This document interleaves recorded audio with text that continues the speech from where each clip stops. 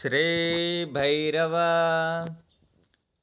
कालभैरवाष्टकं श्रीकालभैरवाष्टकं देवराजसेव्यमानपावनाङ्घ्रिपङ्कजं व्यालयज्ञसूत्रमिन्दुशेखरं कृपाकरं नारदादियोगिवृन्दवन्दितं दिगम्बरं काशिकापुरादिनाथकालभैरवं भजे।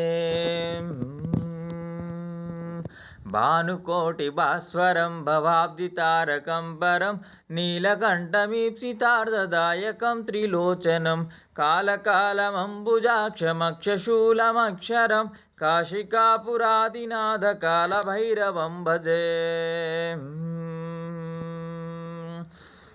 शूलटङ्कपाशदण्डपाणिमादिकारणं श्यामकायमादिदेवमक्षरं निरामयं भीमविक्रमं प्रभुं विचित्रताण्डवप्रियं काशिकापुरादिनाथकालभैरवं भजे। ॐ भुक्तिमुक्तिदायकं प्रशस्तचारुविग्रहं भक्तवत्सलं स्थिरं समस्तलोकविग्रहं निक्वनन्मनोज्ञहेमकिङ्किनीलसत्कटिं काशिकापुरादिनाथकालभैरवं भजे। ॐ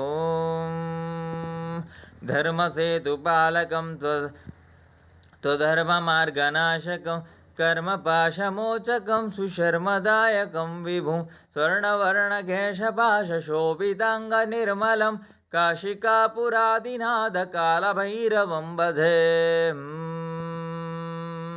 रत्नपादुकाप्रभाभिरामपादयुग्मकं नित्यमद्वितीयमीष्टदैवतं निरञ्जनं मृत्युधर्पनाशनं करालद्रष्टभूषणं काशिकापुरादिनाथकालभैरवं भजे।